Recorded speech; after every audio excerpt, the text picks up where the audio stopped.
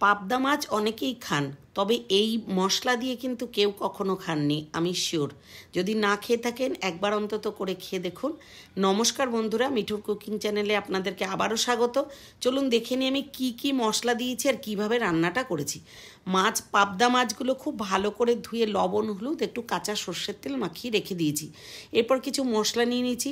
1 teaspoon নিয়েছি ধনে, জিরে, 2টো শুকনো লঙ্কা, 3-4টে লাল কাঁচা লঙ্কা, আর 1 টিস্পুন করেই কিন্তু সব নিয়েছি। সাদা সর্ষে, কালো সর্ষে, আর নিয়েছি কালো জিরে, রসুন 3 কোয়া, 1/2 ইঞ্চি আদা আর একটা টমেটো। আপনারা চাইলে মিক্সিং বলেও মিক্স করতে পারেন, মানে মিক্সিতেও মিক্স করতে পারেন। আমি কিন্তু বেটে নিয়েছি শিলে। ন্যাচারালি শিলে বাটা মশলার কিন্তু টেস্ট অনেক আলাদা হয়। তো আপনারা মিক্সিতেও মিক্স করে নেবেন, তাতেও কিন্তু টেস্ট একটু হেরফের হলেও এমন কিছু হবে না যে টেস্ট হবে না। তো আমি এটা বেটেই করেছি, কারণ সব 1 চামচ করে নিয়েছি, একদম অল্প অল্প মশলা, তো সেই কারণে আমি বেটেই নিয়েছি শিলে। এবারে মাছগুলো একে একে ভেজে নিয়েছি।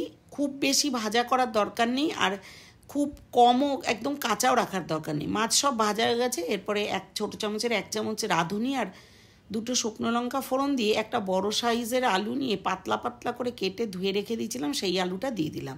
দেখুন মাছ সব ভাজা হয়ে গেছে। এরপরে আলুটা একটু ভাজা ভাজা হলে একটা টমেটো কুচি করে আলুর সাথে দিয়ে দেবো। দিয়ে এর মধ্যে অল্প লবণ আর হলুদ দেবো। অল্প দেবো এই কারণেই, মশলাটা বাটার সময় কিন্তু আমি একটু লবণ আর হলুদ দিয়ে নিয়েছিলাম, ওই কারণেই অল্প লবণ আর হলুদ দেবো, যাতে লবণটা খুব বেশি না হয়ে যায়। এরপরে খুব ভালো করে নাড়াচাড়া করলে যখন টমেটোটা গলে যাবে, তখন কিন্তু এই যে মশলাটা আমি বেটে রেখেছি সেটার মধ্যে কিন্তু আমি সর্ষের তেল মাখিয়ে রেখে দিয়েছিলাম, কাঁচা সর্ষের তেল, কারণ এর মধ্যে 2 রকমের সর্ষে আছে। আর সর্ষে থাকলে ওর মধ্যে লবণ হলুদ দিয়ে বাটলে আর একটু কাঁচা সর্ষের তেল মাখিয়ে রাখলে কিন্তু মানে ফ্লেভারটা খুব সুন্দর থাকে। এরপরে সমস্ত মশলা দিয়ে খুব ভালো করে কষিয়ে নেব। বাটি ধুয়ে অল্প করে প্রথমে জল দেবো, মশলার বাটিটা ধুয়ে, যাতে কড়াইতে লেগে না যায় আর সুন্দর করে কষানো হয়ে যায়। ততক্ষণই কষাবো যতক্ষণ না উপর থেকে তেলটা ছেড়ে দেবে। যেই উপর থেকে তেল ছেড়ে দেবে, 2টো কাঁচা লঙ্কা দিয়ে গরম জল ফুটিয়ে রেখেছিলাম সেই জলটা উপর থেকে দিয়ে দেবো। ঠিক যতটাই ঝোল রাখবেন ততটাই দেবেন জল।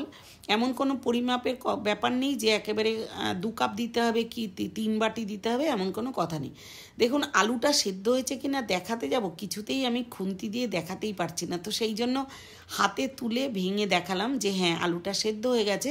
তো এই জন্য খুব বেশি জল দেওয়ার দরকার নেই। এবার ঢাকা দিয়ে একদম 30 সেকেন্ড মতন গ্যাসটা বাড়িয়ে দিলেই এইরকম টকবগিয়ে ফুটে উঠবে। তারপরেই পাবদা মাছগুলো ছেড়ে দিতে হবে। আর একটা জিনিস সবসময় মেনটেন করবেন, যে পাবদা মাছ নরম হয়, এই জন্য খুব বেশি ভাজলে কিন্তু এটা শিটে হয়ে যায়, একদম চিবড়ে হয়ে যায়। আর খুব বেশি ফোটাতেও হয় না, তাহলে ঝোলের সাথে একটু নরম হয়ে যাবে, কারণ এই মাছগুলো একটু নরম। তো এরপরে 30 সেকেন্ড মতন বা 1 মিনিট মতন ভালো করে ফুটিয়ে নিতে হবে। ফুটিয়ে নিলে রান্নাটা রেডি। তবে নামানোর আগে 1 চামচ দিয়ে দিয়েছি গোলমরিচের গুঁড়ো, আর দিয়ে দিয়েছি 1 মুঠ ধনেপাতা বেটে নিয়ে রেখে দিয়েছিলাম, সেটা দিয়ে দিলাম।